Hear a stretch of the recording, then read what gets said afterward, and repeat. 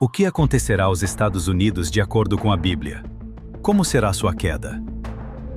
É impossível falar do mundo moderno sem mencionar os Estados Unidos.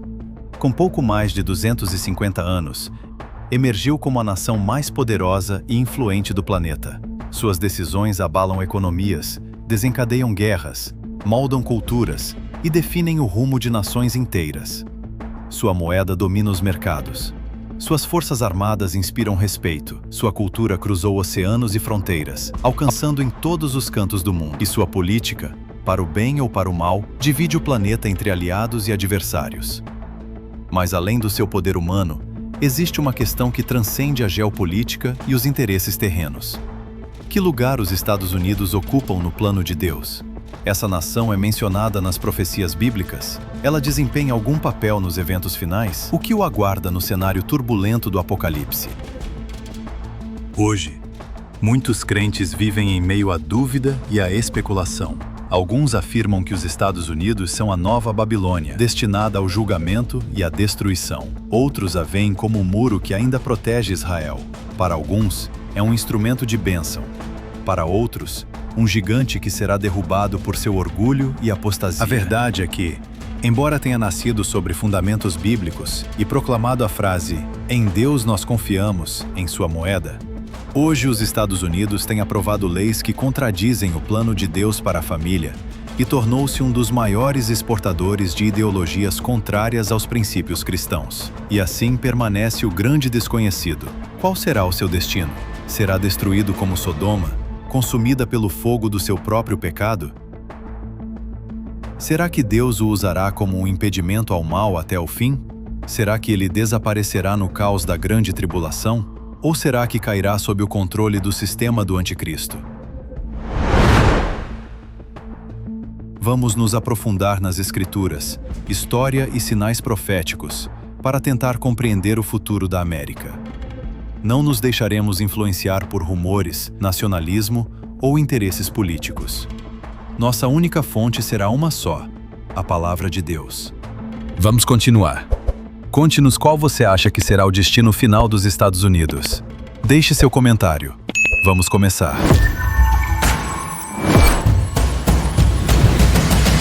Canal Desperta Fé. Para entender se os Estados Unidos têm um papel profético, devemos primeiro analisar suas origens. Não podemos separar sua influência atual de suas raízes espirituais.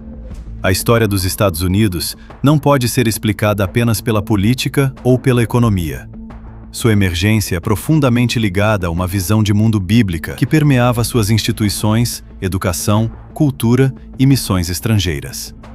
Embora nem todos os seus fundadores fossem cristãos bíblicos no sentido evangélico, a maioria reconhecia o princípio de um Criador e o valor da moralidade revelada nas Escrituras, e a necessidade de formar uma sociedade baseada em leis divinas. Desde suas origens, muitos acreditavam que os Estados Unidos não eram apenas mais uma nação, mas um projeto divino. Essa percepção era não construída por orgulho patriótico, mas sim por uma convicção teológica de que os Estados Unidos seriam uma nação de influência espiritual mundial, levantada por Deus para cumprir um propósito nos últimos tempos. Embora isso não signifique que ela substitua Israel como o povo da aliança, isso sugere que desempenhou um papel decisivo no plano geral de Deus. Em 1620, o navio Mayflower trouxe um grupo de peregrinos puritanos que fugiam da perseguição religiosa na Europa para as costas do atual estado de Massachusetts. Antes de desembarcarem, eles redigiram o histórico Pacto de Mayflower. Os fundadores daquela primeira colônia não estavam pensando apenas em sobreviver, mas em construir uma nação que glorificasse a Deus. Eles acreditavam que eram entrando em aliança com o Todo-Poderoso, assim como Israel fizera no Sinai. Em suas mentes, a América deveria ser uma terra de luz, moralidade, justiça e piedade. Em seu sermão de 1630, um modelo de caridade cristã, o governador John Winthrop declarou aos colonos que eles seriam uma cidade construída sobre uma colina, citando diretamente as palavras de Jesus em Mateus 5:14. Isso demonstra que eles tinham plena consciência de que sua vida como nação deveria refletir a luz de Cristo para o mundo inteiro. Durante o século XVII e no século XVIII, muitas leis coloniais foram diretamente inspiradas pelos 10 Mandamentos. Crimes como adultério, assassinato, roubo, idolatria pública e blasfêmia eram processados com base em princípios bíblicos. O sistema judicial reconhecia a existência de uma lei moral superior à vontade dos homens. Não havia contradição entre fé e justiça. A verdade revelada nas Escrituras foi aceita como padrão moral universal. As universidades mais prestigiosas do país, como Harvard, Yale e Princeton, foram fundadas por cristãos para formar ministros do Evangelho. O lema original de Harvard era Veritas Christo et Ecclesiae, verdade para Cristo e sua Igreja. O ensino superior começou como uma ferramenta para a expansão do reino de Deus. A maioria dos estudantes precisava saber grego e hebraico para estudar as Escrituras diretamente em seus idiomas originais. A Sociedade Bíblica Americana foi fundada em 1816 para garantir que todos os lares tivessem uma Bíblia. O Congresso aprovou a impressão da Bíblia. Durante a Guerra da Independência, milhares de Bíblias foram distribuídas. A nação acreditava firmemente que o futuro da República dependia da palavra de Deus. O historiador cristão David Barton, em seu livro Original Intent, demonstra com documentos oficiais que mais de 30% das citações dos pais fundadores provém diretamente da Bíblia. Embora alguns, como Thomas Jefferson e Benjamin Franklin, defendessem visões teístas, eles ainda reconheciam que a moralidade judaico-cristã era necessária para sustentar a liberdade e a justiça. Durante os séculos 19 e 20, os Estados Unidos se tornaram a nação que enviou o maior número de missionários ao mundo. A fé que impulsionou seu nascimento se tornou uma força global.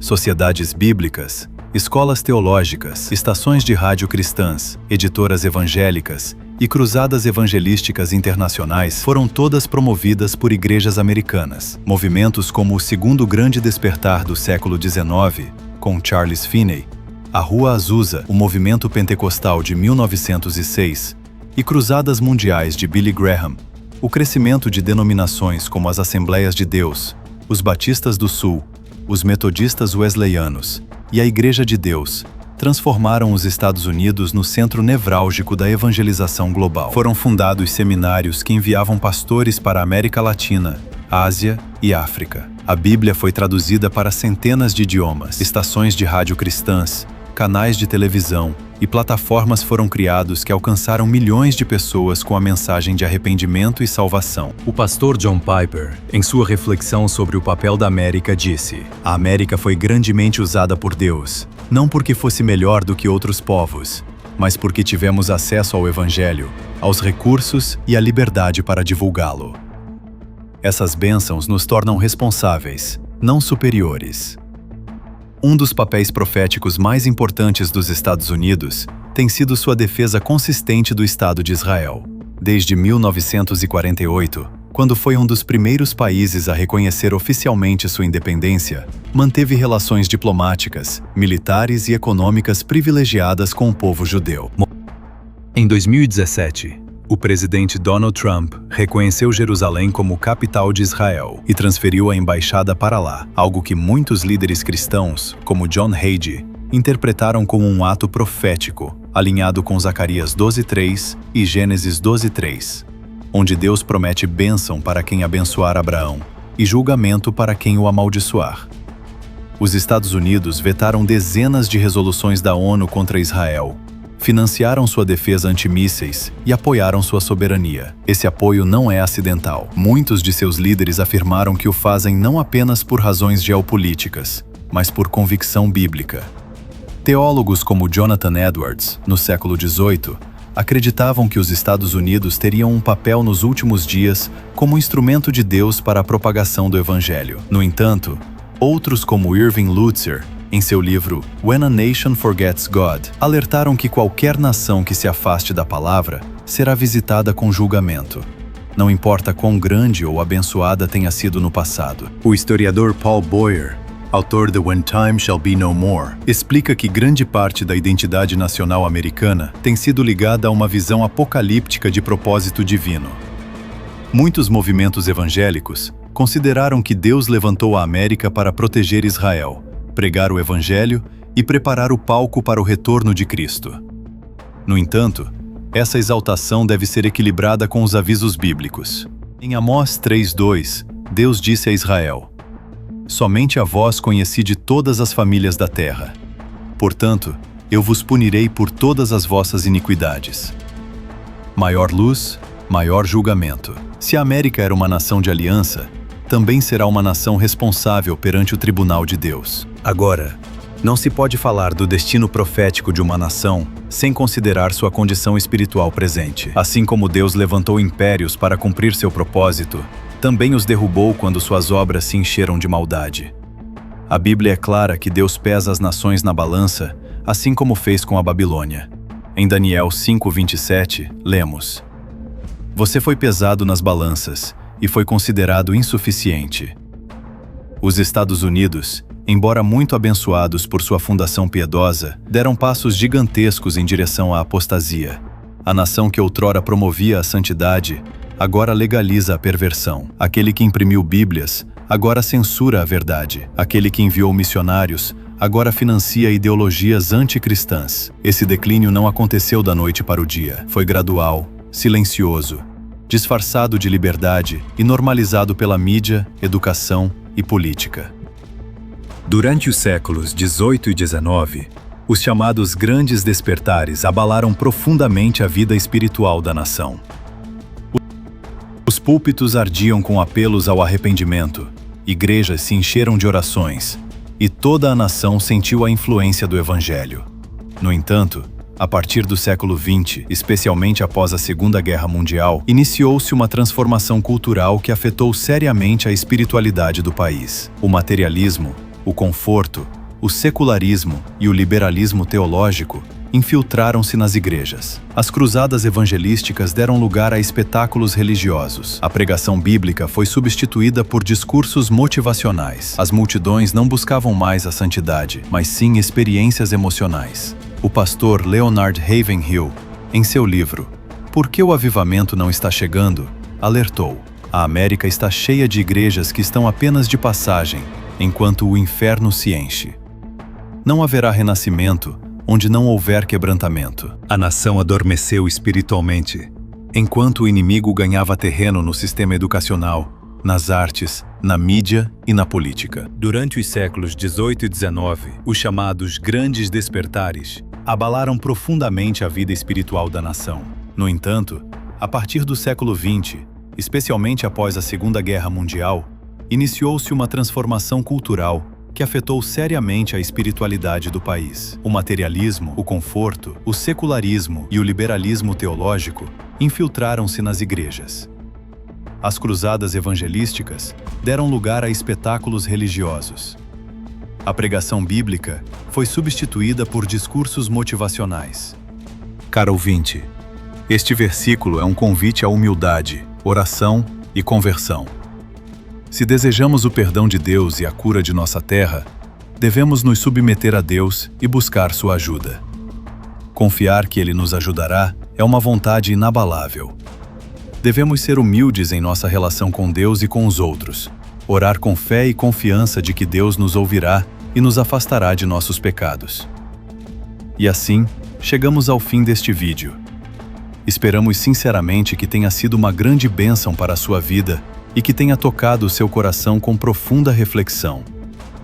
Convidamos você a curtir o vídeo, inscrever-se no nosso canal e compartilhar esta mensagem com sua família e amigos, para que eles também possam ser edificados por este ensinamento. Que Deus te abençoe abundantemente.